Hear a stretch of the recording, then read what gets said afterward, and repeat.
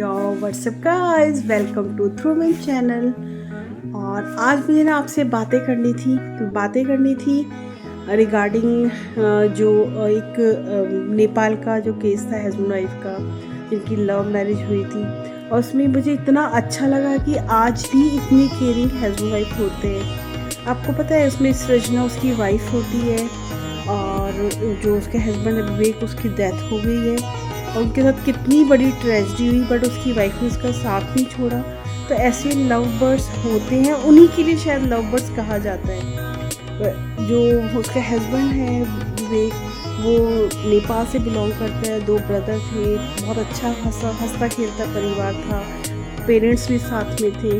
और उसके बाद में उसको लगा कि मुझे काम करना है इसरो में या मुझे फिज़िक्स में कुछ करना है। He started his doctorate in the Georgia university. और वहीं पे फिर वो अपनी जो गर्लफ्रेंड थी उससे उसकी मैरिज हो गई।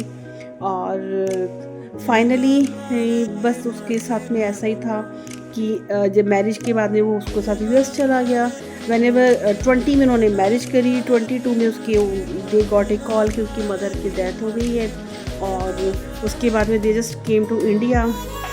और तभी अब लगा कि इंडिया आने के बाद में वो यहाँ कुछ टाइम यहाँ पे रहे। और उसके बाद में यहीं पे विवेक को कुछ प्रॉब्लम लगी अपने अंदर और then they started to concern in India. तो पता लगा कि उसको ट्यूमर है।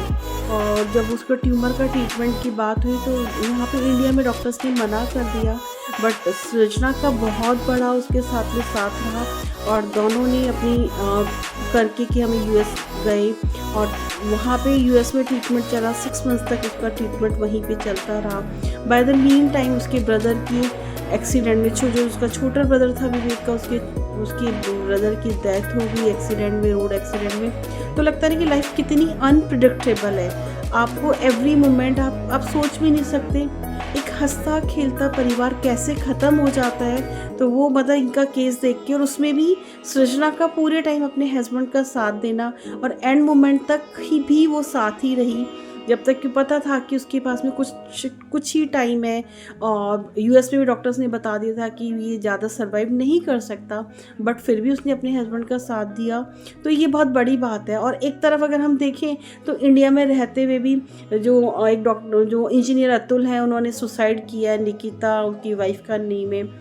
और उन्होंने ब्लेम किया था कि वो टॉर्चर करते हैं। तो ऐसे बहुत सारे केसेस हैं। लेकिन अगर हम इंटरनली जाके देखें तो पता लगता है कि एक्चुअल में कौन किस तरह की प्रॉब्लम को फेस कर रहा है। तो बट ये ऐसे जो केसेस आते हैं जिससे हमें लाइफ में ये पता लगता है कि यस, अभी भी बहुत अच्छे रिलेशन बनाने वाले भी हैं जो कि अपने रिलेशन को मेंटेन करना चाहते हैं। और अगर हस्बैंड वाइफ चाहे तो डेफिनेटली बहुत अच्छा जीवन चलता है। बट लाइफ में जो होना है वो होके रहता है, आप उसमें कुछ कर नहीं सकते। मतलब उस समय आपको होता है ना कि आप वहाँ एक्सीडेंट देखा है कि उसमें आप कुछ नहीं कर सकते, आपके सामने आपकी सबसे प्यारी चीज़ चली जाती है और आप वहाँ पे बैठे होते हो।